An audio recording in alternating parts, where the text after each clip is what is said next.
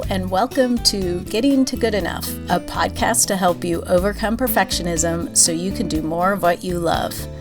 I'm Shannon Wilkinson, a life coach in Portland, Oregon, and I'm a recovering perfectionist who's getting better at good enough. And I'm Janine Adams, a certified professional organizer in St. Louis, Missouri, and I'm lucky enough to be naturally good at good enough. And today, we're talking about good enough goal setting.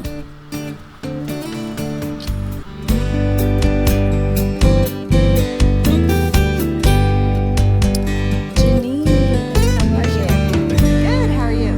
I'm great. Good. I'm great.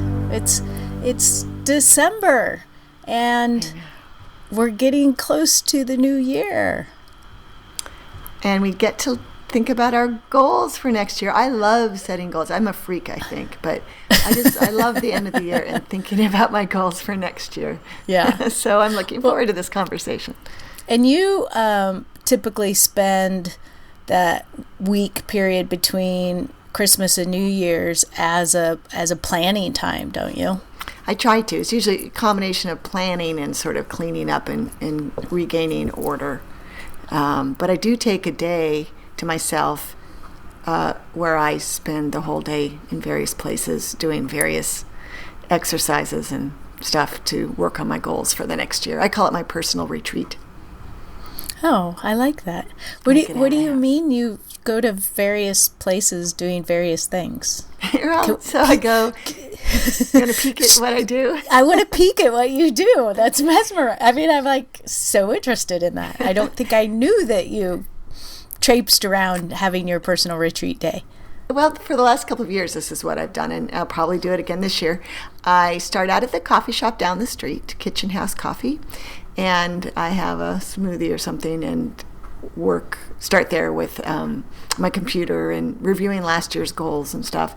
And then I typically go float at the flotation tank, which is always great for thinking. Mm-hmm. And then I go to lunch.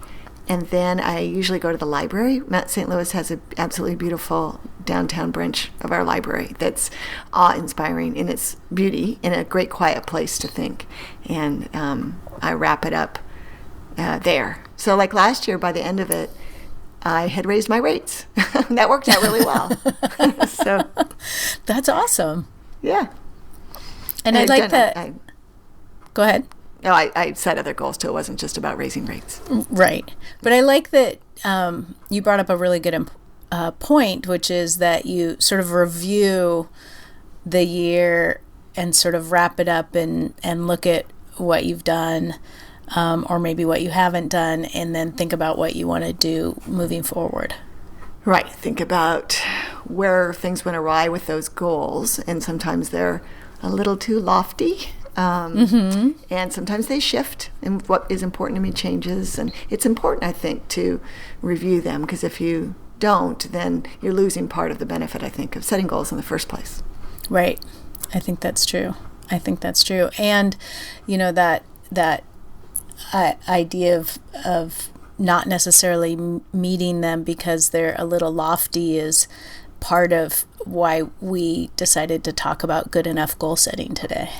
Yeah, I got really excited when you came up with that phrase, because I think I victimized myself on more than one occasion with crazy goals that really were aspirations that would have been fantastic to achieve, but were not reachable, like income goals and stuff, and not reachable in a given year, within a year.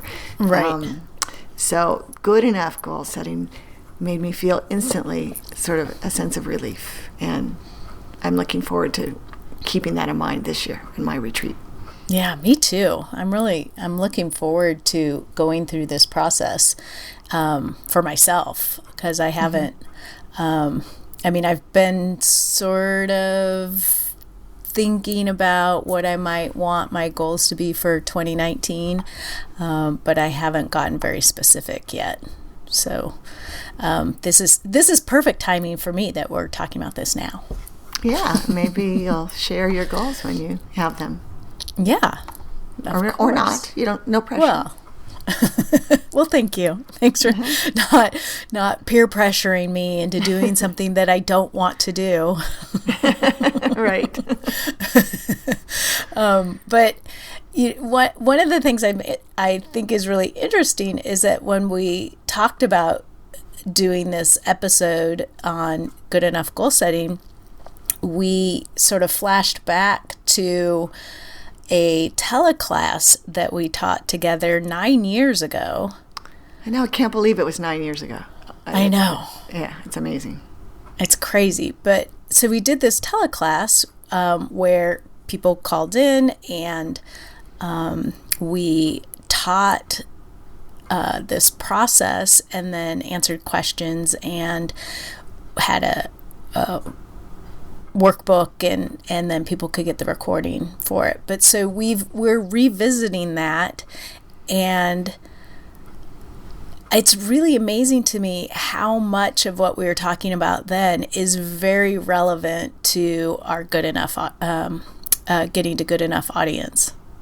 It is amazing. Like this is definitely, it's like a preview, a very, very early preview of this podcast. I mean, the messages are the same, absolutely, and the same messages we've been sharing with our clients all these years. So it was really, I had the opportunity today to listen to the teleclass recording for the first time probably since we recorded it 9 years ago, and I found it really helpful. I set a few goals as I was working through it, and I found it just really fun, and I thought it was very valuable, which made me really happy, because you just never know, right? Right. I know. Yeah. It could be like mortifying to look at something that you did 9 years ago. Exactly. So. Yeah, and I gotten used to listening to my voice. You know, it used to be that I didn't like to hear my voice at all, you know. How people are, but because the podcast, since I have to listen to it every week, I've gotten used to that, so that helps. It makes it less cringeworthy. But one thing that the teleclass has in it that we don't do in our podcast is some hypnosis, which was super fun. Yeah, that's right. So people listening may not know that I'm a certified hypnotherapist, and while I use some techniques from hypnosis in my coaching practice, it's not really something that we have ever delved into on this podcast. But for people that are interested in learning more about our good enough goal setting process and get the recording, you'll get to experience a little of that. Yeah, I miss it. I love being hypnotized by you, Shannon. I know. Well, you know, it's interesting because I listened to it today too, and I sort of miss doing that because I mean, in addition to that class and the other classes we've taught together, I used to do a class once a month where I would do a little bit of sort of a group hypnosis perception shifting exercise where people would get to relax and let their unconscious minds do the heavy work, and I realized that I'm not doing as much of that as I would like to. Oh, well, interesting. Maybe you'll start doing more. Maybe that will be in your goals for next year. I know. Yeah, it's interesting how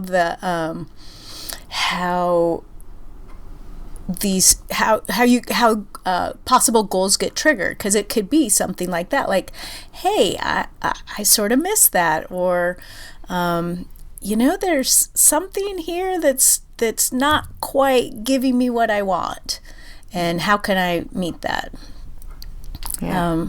So being aware of those things, I think, is really helpful when you're thinking about your goals.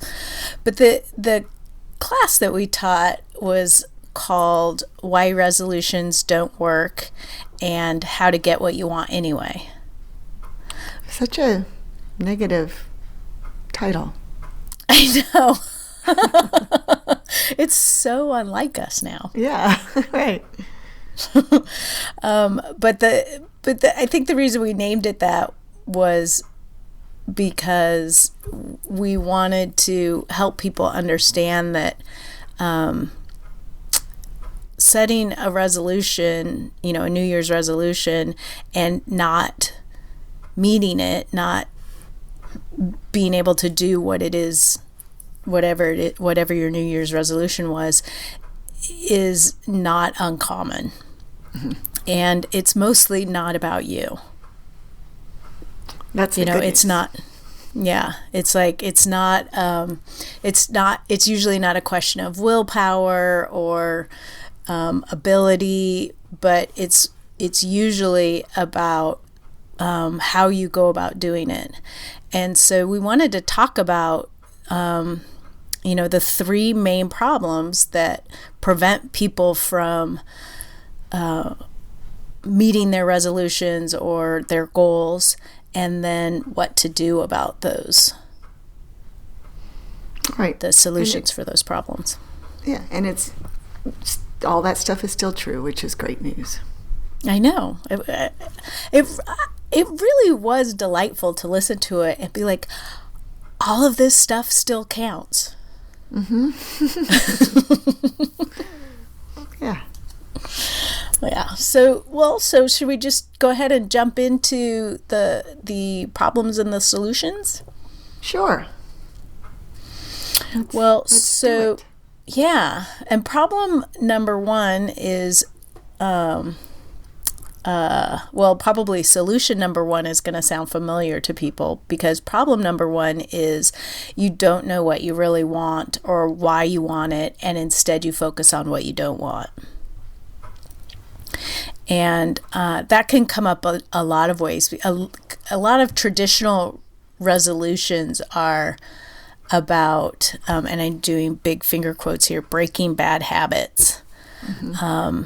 And people get focused on what they don't want to be doing or what they don't want in their life. And the way your unconscious mind works, that keeps what you don't want sort of in your mind as opposed to what you do want. So really going toward a goal rather than away from what you don't want is, so an example might be you want to lose weight, right? That would be what you don't want is to be fat. Mm-hmm. Right. And versus eating healthily, is that? Yeah. So, lose weight is a sneaky one, because it sounds like what you want, like you want to lose weight, but really it's about what you don't want, which is the excess weight that you have. Mm-hmm. And it doesn't say anything about how you want to achieve that. So, and why it matters. So, this episode, we're getting to that right away. You have to know your why it matters to you. And so if you want to lose weight, why does that matter? What are you hoping to gain from it? How do you want to feel? How will you know when you have achieved it? And that can help you understand how you want to feel if you can't get there at the very beginning. So, if you want to have more energy, which would happen if you eat better, then it helps direct you to what you want to do to get the end result. Right, and much more. So that's going to be a much more productive resolution or goal. Right. Yeah. But it starts with getting in touch with yourself and knowing what is important to you. Right. Right. Like everything. I know. Drink. So, do you have anything else to say about issue number one? Just that when I listened to the teleclass, the hypnosis exercise you took us through to get in touch with ourselves was so powerful for me. Oh, good. When I was doing it today. So that was really great. Oh, that's great. I love to hear that. But doing that like I said, you're allowing your unconscious mind to help you out. And since your unconscious mind is driving so much of your behavior, it sets you up for success. Mm-hmm. So that's great. So issue number 2 is you forget about your resolution or your goal, and that it requires you to create new habits, and that just doesn't happen.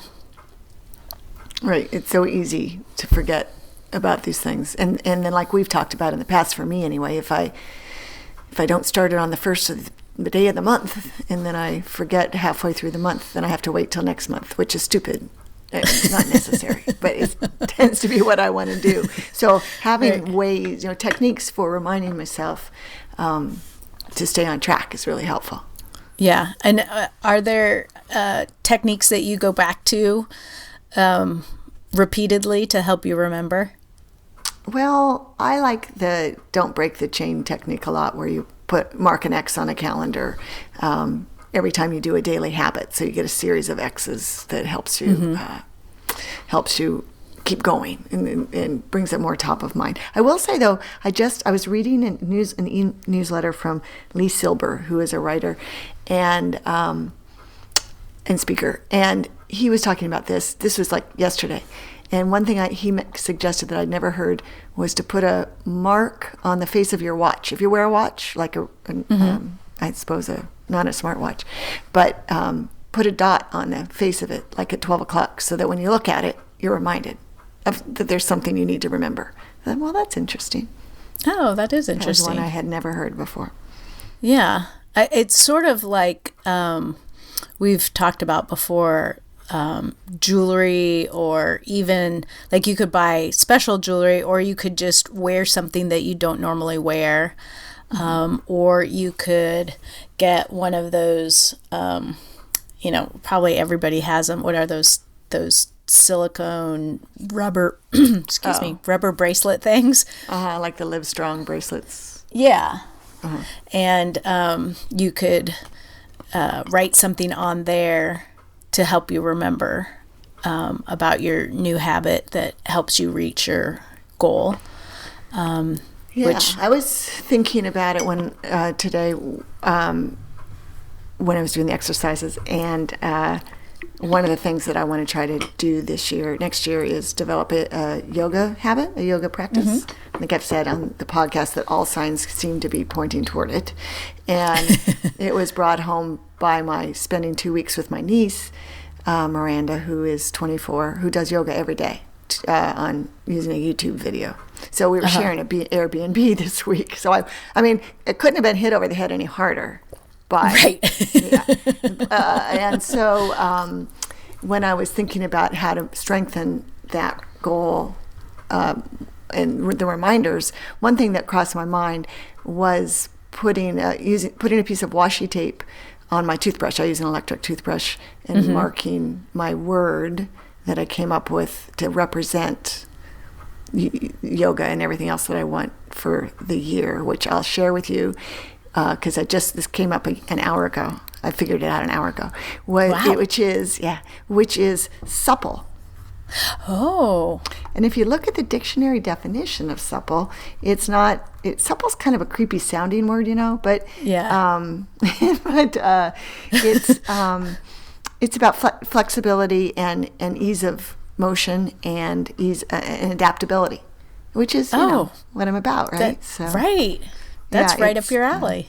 Readily adaptable or responsive to new situations is another definition of it. So bending and moving easily and gracefully. Anyway, so I think I'm going to write supple on a piece of washi tape, wrap it on my toothbrush, and in the morning that'll help me remember to do my yoga. That's brilliant. Thank you. That's really great. And that brings up a good point, which is one way to help you remember is, something that we talked about in the holiday episode, which is to come up with a word or a theme that helps, that represents the goal that you want to reach. And so I'm guessing that supple probably represents multiple goals for you in different ways, which is awesome. Yeah. It's multi-purpose. And your hypnosis brought it out. Oh, good. Yay. So, other things you can do to help you remember is to talk about it with other people, to have an accountability partner. It is important that you share your goals with people who will be gently supportive and not people who will make you feel bad or guilty about how you are doing. Yes, absolutely. Absolutely. We want you to be kind to yourself, and we want everyone, your accountability partner, to be kind to you too. Yes. Yeah. And then the last issue that is very common to people who struggle with goals and resolutions is that it's overwhelming and you don't know where to start. Or you want it all now, but it's too much, and then you don't do anything, or you start and it falls away very quickly because it's too much and feels unachievable. Right. So like in my good enough goal of creating a yoga habit, I suspect that any little bit of yoga is going to count. Yes. I got to come up with what the very smallest bit that counts is. But what I'm trying to do is create a habit. And I know that it will build, and I'm going to be, I plan to be very kind to myself in what I'll count as success.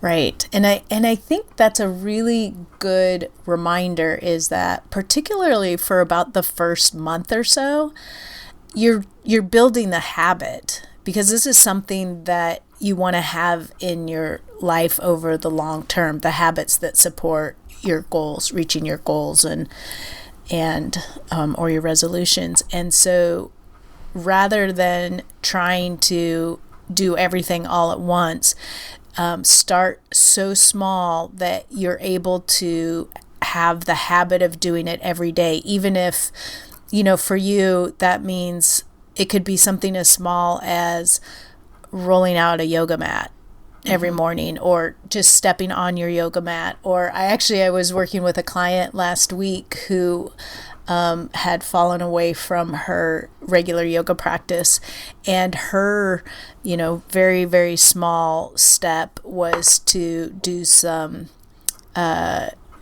yoga stretches in bed before getting up. Oh, well, that seems doable and helpful.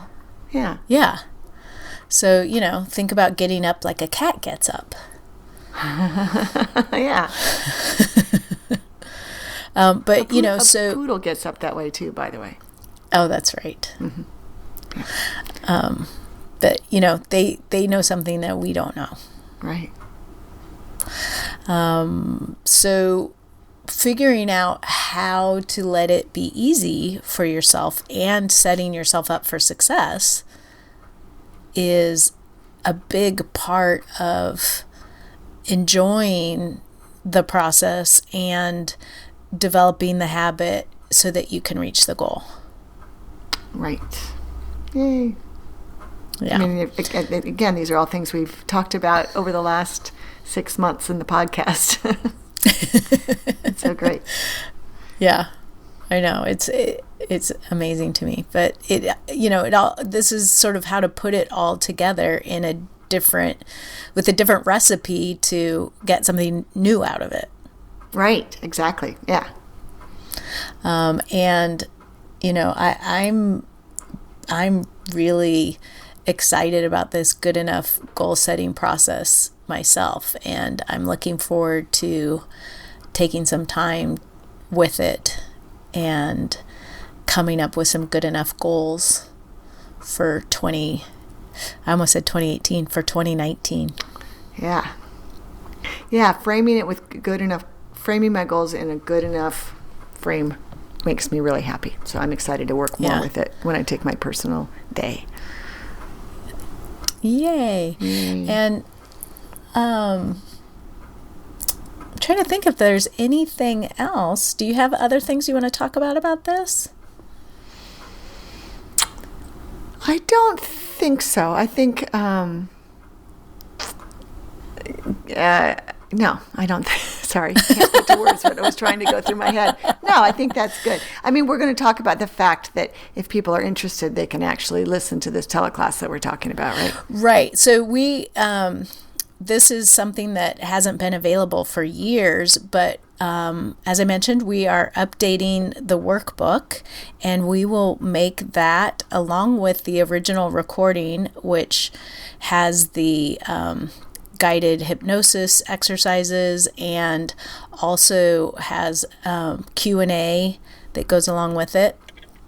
And we are going to make that available to purchase for $15, and that will be on the show notes. So you can go to gettingtogoodenough.com and it will be available there.